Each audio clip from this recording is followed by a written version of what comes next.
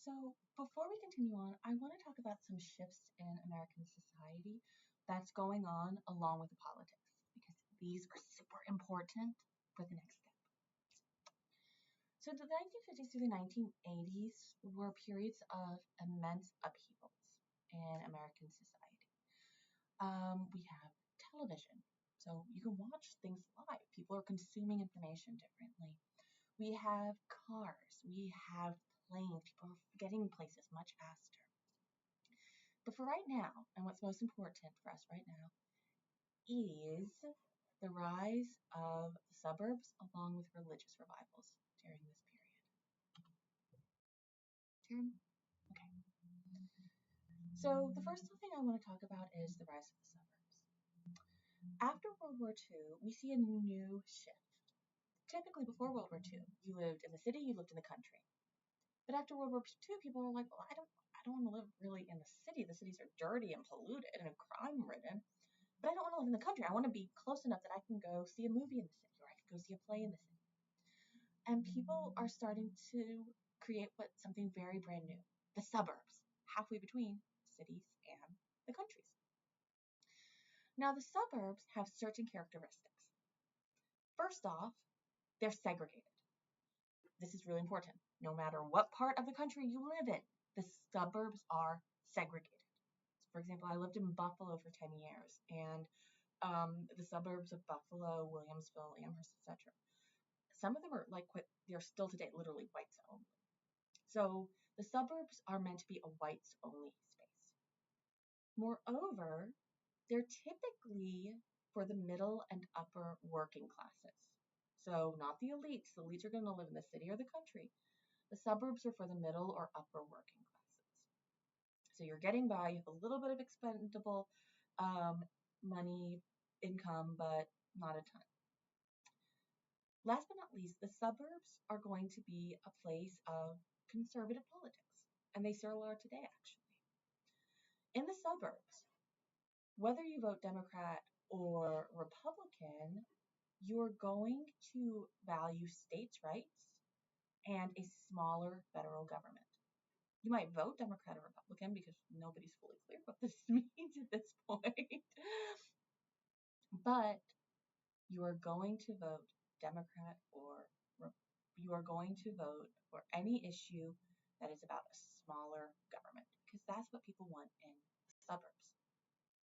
So this is super important. Now, going along with the rise of the suburbs are evangelical revivals. So a lot of churches today are evangelical, and that means that they go out and they preach to people. So some forms of Christianity will argue that you should demonstrate Christianity through good deeds. Evangelicals say that it is your mission to preach. That is your goal. So we have these. Take a step back.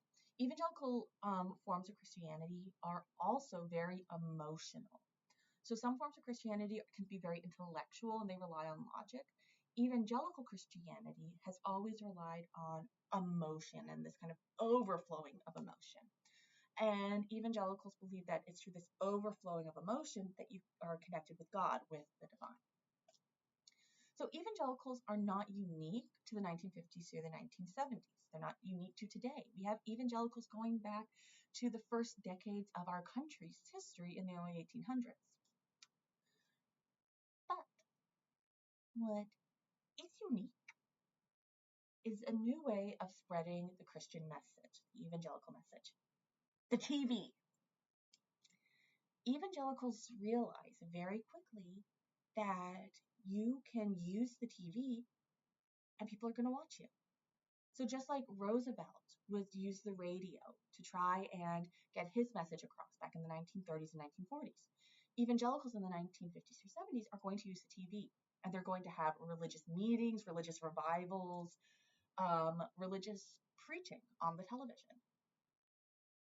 Before the TV, okay, well, we're going to have people there who, like, they might read it, But that's different from hearing and seeing someone preach. And suddenly more and more people start responding to this. And more people become evangelical. Now, the evangelicals say, well, part of our message is to make sure that politics follow religious values. And they create a voting bloc. This is known as the Bible Belt. You can see the Bible Belt right here. Now, I want you to think about this Bible Belt. This Bible Belt is in the South. The Democrats. Remember, we haven't done our flip yet. We're in the midst of it. And this Bible Belt is going to be very helpful to understanding the flip that comes through it. Now, politicians realize very quickly that evangelical preachers are preaching about politics. And they're like, okay, well, I need to jump on this. I need to get my message out too and get the support of these evangelical preachers. So here we see President Nixon on a religious TV show. So evangelical preachers start to create this Bible.